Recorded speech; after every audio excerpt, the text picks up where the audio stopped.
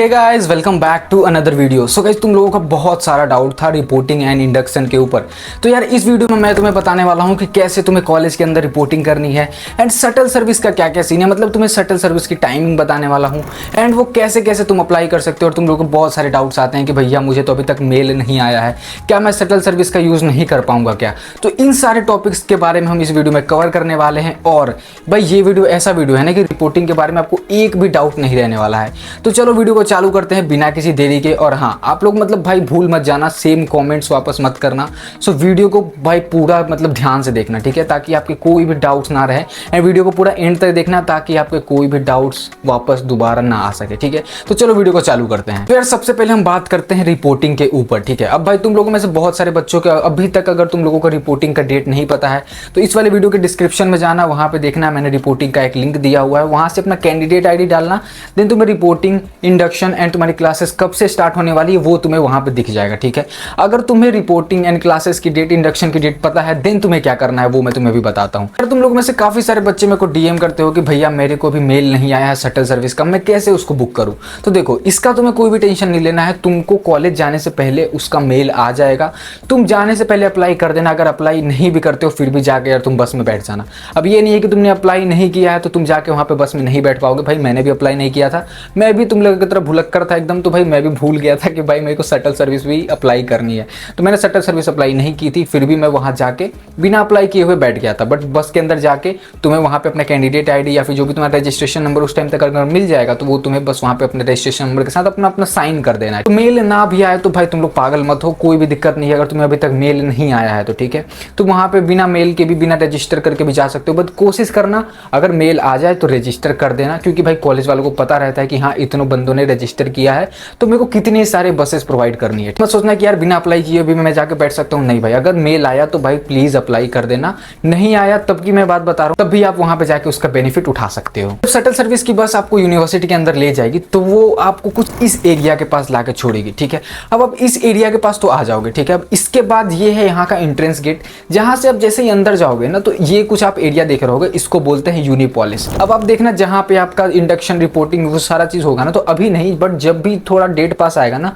तो वहां पे आपका एक वेन्यू आएगा जो कि लिखा होगा यूनिपोलिस, ठीक है। तो वो रिपोर्टिंग वेन्यू होगा। आपको रिपोर्टिंग वेन्यू यूनिपोलिस है, मतलब आपको जब भी कॉलेज के अंदर आना है तो रिपोर्ट यहीं पे करना है, इसी जगह पे। ये है यूनिपोलिस, इसी के अंदर आपका सारा रिपोर्टिंग का प्रोसेस होगा।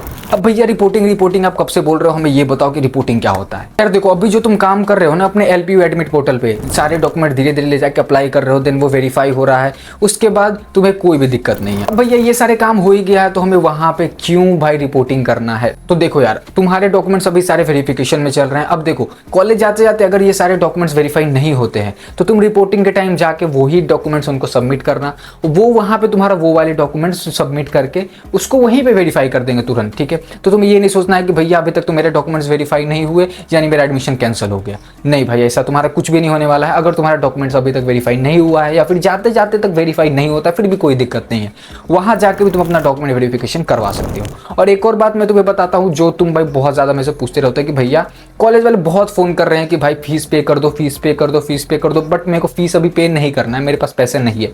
तो देखो, ऐसा कोई भी कंपलसरी नहीं है कि तुम्हें जाने से पहले सारा फीस क्लियर कर देना है, नहीं भाई। तुम रिपोर्टिंग के टाइम भी जाके अपना फीस पेमेंट कर सकते हो। एंड अगर तुम अभी करना चाहो, वहां पे जाके एकदम फ्री रहना चाहते हो, मतलब वहां के झंझट से, क्योंकि यार देखो सिर्फ वहां पे तुम्हारी रिपोर्टिंग नहीं होगी, बहुत सारी रिपोर्टिंग वहां पे होती है।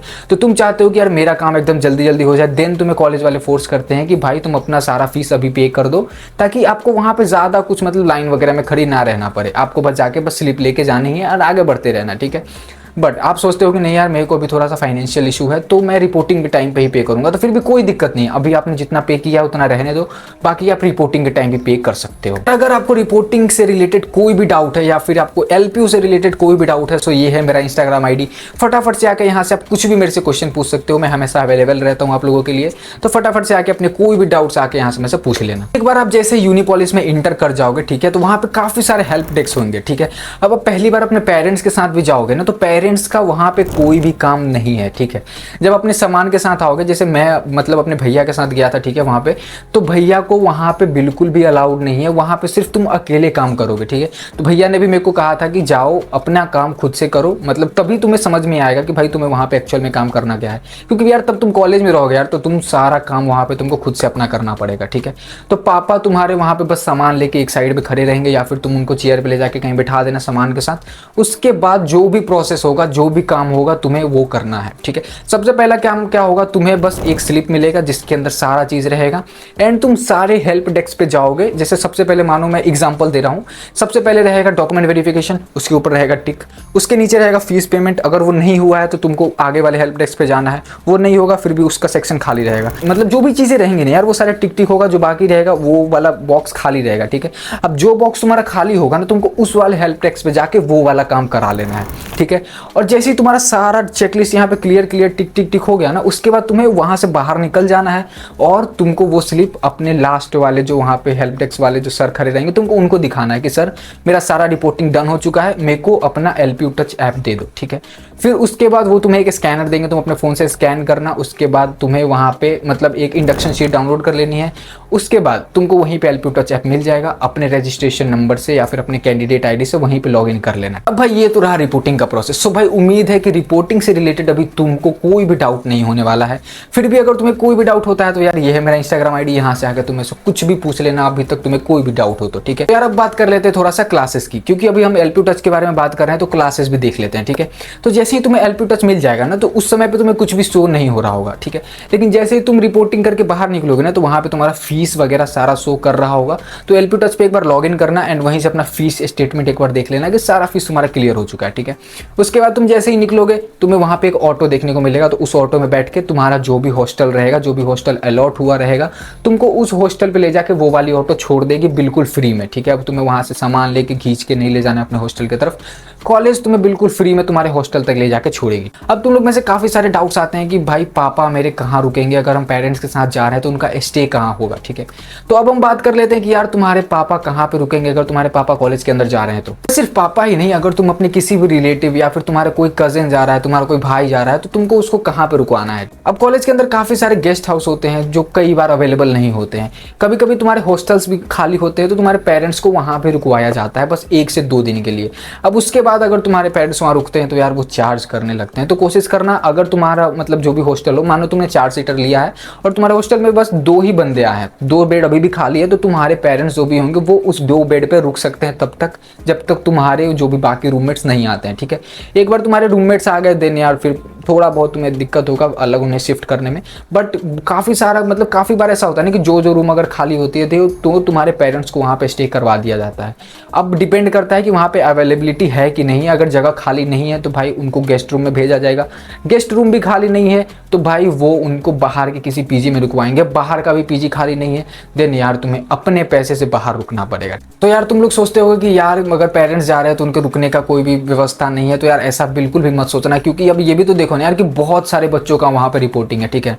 तुम्हारा ही एक नहीं है कि भाई तुम्हारे लिए सिर्फ रूम खाली रहेगा, उधर बहुत सारे बच्चों का रिपोर्टिंग रहता है, तो सबके पेरेंट्स वहाँ पे होंगे, ठीक है। तुम्हारा जो रिपोर्टिंग होगा वो 7 तारीख से होगा, क्या पता कि किसी के पेरेंट्स 4 तारीख को आए हो, किसी के 5 तारीख को आए हो, या फिर 5 तारीख को 1000 पेरेंट्स आए हो, या फिर 4 तारीख को 500 पेरेंट्स आए हो, तो भाई 1500 रूम कॉलेज वाले ने उनको प्रोवाइड किया होगा, ठीक है। तो ये बातें तुम लोग सोच के चलना कि यार अगर अवेलेबल नहीं हुआ तो थोड़ा सा वार्डन से तुम लोग रिक्वेस्ट करना कि सर प्लीज़ पापा को रूम दे दीजिए या फिर हमारे पेरेंट्स को रूम दे दीजिए, बहुत ज़्यादा हमें ज़रूरत है। पापा वहाँ पे या फिर तुम्हारे पेरेंट्स 1 से 2 दिन रुक के दिन वहाँ से वो वापस जा सकते हैं। बट यार मैं यही सजेस्ट करूंगा कि पेरेंट्स का वहाँ पे कोई भी काम नहीं है, जो भी काम करना है तुमको ही करना है, तो पेरेंट्स का यार वहाँ पे कोई भी काम नहीं है। अगर मैं अपना बात तुम्हें बताऊँ तो मैं अपने भैया के साथ गया था, ठीक है। तो भैया मेरे को बताए थे कि वहाँ पे तुम्हारा कोई भी मतलब रूम वगैरह खाली नहीं मिलेगा। तो हमने क्या किया था कि सारा अपना सामान उधर शिफ्ट करके दिन हम घूमने चले गए थे कुछ दिन के लिए, ठीक है। तो हम अमृतसर चले गए थे, बाघा बॉर्डर चले गए थे, वैष्णो देवी घूम के दिन हम कॉलेज वापस आए थे इंडक्शन वगैरह छोड़ छाड़ के। तो तुम लोग भी पूछते रहते हो कि भैया क्या इंडक्शन ज्वाइन करना कंपलसरी है, तो नहीं, इंडक्शन ज्वाइन करना बिल्कुल भी कंपलसरी नहीं है, तुम चाहो तो छोड़ सकते हो जैसे मैंने छोड़ा था। अब रिपोर्टिंग करा के ही मैं निकल गया था, तो मेरे को कम से कम 6-7 दिन की छुट्टियां थी, तो मैं आराम से उधर से घूम फिर के आ गया था अपने कॉलेज के अंदर एंड अगले दिन से मेरी क्लासेज भी स्टार्ट थी। तो जब हम कॉलेज के अंदर आए थे तो भैया मेरे को ड्रॉप करके दिन उसी रात को वो लोग निकल गए थे।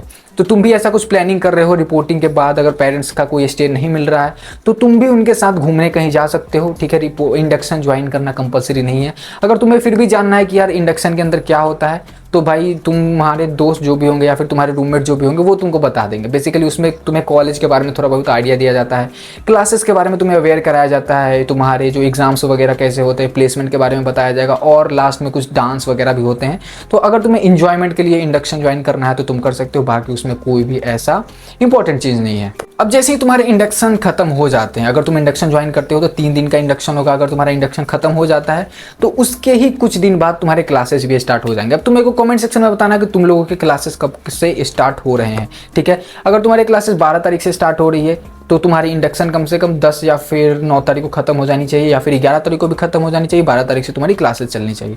मैं एक एग्जांपल दे रहा हूँ, 12 तारीख से अगर तुम्हारी क्लासेस स्टार्ट होती है तो तुम्हें क्या क्या करना है। तो सबसे पहले जो तुम्हें काम करना है, अगर तुम 12 तारीख के सुबह उठते हो तो सबसे पहले उठते उठते अपना जो शेड्यूल होता है वो चेक करना, ठीक है।